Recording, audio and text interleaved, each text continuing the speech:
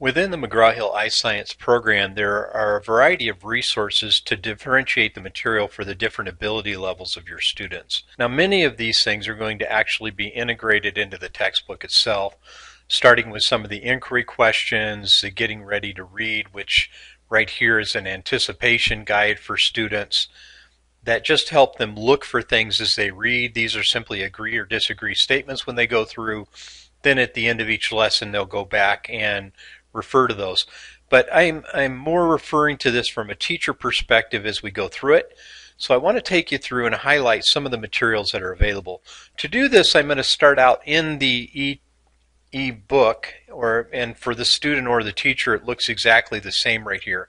But I want to highlight a few of the features that are available. First of all, the book is done in considerate text. It means every page starts with a beginning of a paragraph and ends with a period. It doesn't carry the ideas over to the next page. But really what I want to highlight for you are the additional features that are built in to start with. The first thing is you go in for students that struggle with understanding the text. On this page they can actually click in and bring up the audio glossary. They can hear the enunciation of the word if they click into the speaker symbol. Biosphere. The parts of Earth. And it actually references the page number so they can get in. On the lesson opening page, though, there are two big features that you want to be aware of. One is there's complete audio of the text. It's done section by section. At the bottom of every page, you're going to see the speaker symbol. That's going to be the audio of the main text for that page. When a student clicks into it, The biosphere and ecological systems. and it actually highlights it by paragraph, so they're able to go in and jump into the paragraph that they need to look at. The other main piece on this page for a lower level reader is right at the top at the lesson opening page, and it's only where it says the lesson opening, like lesson 1 or 2 or 3. They can click into this button called the reading coach. So when this comes up, this is actually a lower level reader of this specific lesson when students go into it. This is heading by heading with the lesson. So what is population, down to communities. We have some of the images built in, but it's written 2 to 3 Lexile grade levels below the actual text itself.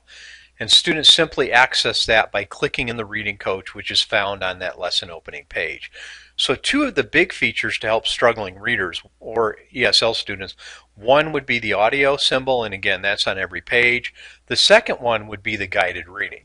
From the teacher perspective, if you actually click in the eye which shows instructor content, that's going to bring up a series of guided questions. And I want to zoom in on this just for a second to look at this. You're going to notice here when we bring up these guided questions, and if you've ever taken the time to write these, they take a lot of time. But we've done this for you throughout the text in your teacher's edition. You're going to see AL, which stands for approaching level, OL, which is for on level, BL, which is for beyond level, and EL, which is for English language learner. So these are some questions that you might bring into play for the different levels of students in your class that actually help them think in ways that might be specifically suited to their ability level. Now what you'll do is you'll find when you go into any section, like right here for the biosphere, and if I zoom into that feature as well, you're going to notice again those guided questions, and these are done throughout the text to help supplement materials for you when you bring that in. The other thing that's done, this is a very visual text, so for your visual learners you're going to have a lot of graphs, charts, images, summary features. So for instance, right down here towards the bottom, if you pull this up, it's going to highlight that visual with a visual check that shows the content in a sequence pattern diagram here.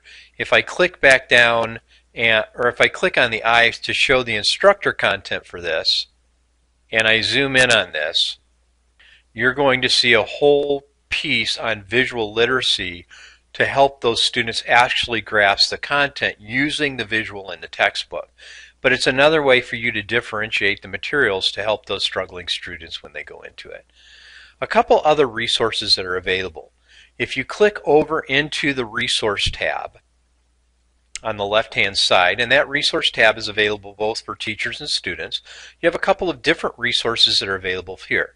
First of all, if you click into worksheets, For the lower level reader, you have the complete reading essentials. Now basically what this is, if I click into the student pages, this is the same lower level reader text that's in the reading coach that I showed you before. The difference here, this has additional material at the beginning. So before you read, there's some places where students can actually respond in the text to different materials. But again, you're going to see those visual pieces in there, but the big thing with this is just the student response pieces. So the reading coach and the reading essentials have the same content. This just has more student response that's able to go along with that. So that reading essentials is a support for the lower level reader. If you click into the chapter resources and you open those, so as I look at this page, you're going to notice as I look through this, I have different levels of materials for different ability levels. So I'm going to zoom in on this just a little. Getting ready to read, quick vocabulary, student lab safety form. These are for all students in the class. Content, vocabulary, and the lesson outline, again, are for all students or all ability levels, but specifically helpful for English language learner students. I'm going to grab my hand here and just scroll up a little bit. You're going to notice that in the lesson you have a content practice A and a content practice B. The content practice A is recommended for approaching level students. The content practice B for your on-level and your beyond-level students. Now the difference in some of these, some might be more visual, some have more writing prompts, some ask for more critical thinking questions when you go through it. As you scroll down again, you're going to notice the key concept builder, which is for your approaching level student. You have a challenge piece here, which is for your beyond level student. There are two levels of the lesson quiz, an A level and a B level for your approaching level, and then the B level for your on level and beyond level. 3 levels of the lab sheet that go through, an A, B, and a C. So the C is actually an extension for that challenge level student that takes them further. And then you have a chapter test A, B, and C again for the approaching level, the on level, and beyond level. And these materials also come in a Word format that can be mixed as you go through. So within the chapter resources, whether you're looking at them in print or whether you're looking at them on the online version, you have a variety of materials that will help you differentiate the content for your students as you go through. And we've tried to designate those for you as a help when you go into it. Those are found at each lesson level. Click open the chapter resources. Click open either the PDF or the editable version, and then for those students that are Spanish speakers, we also have the Spanish version that they could lay out side by side to help them with those materials as they go through. So that's a set that's built in to your online teacher edition when you go through it. I want to show you 2 other resources that you could use that would really help some of your students when you go through it. I want to take you into the actual print teacher edition.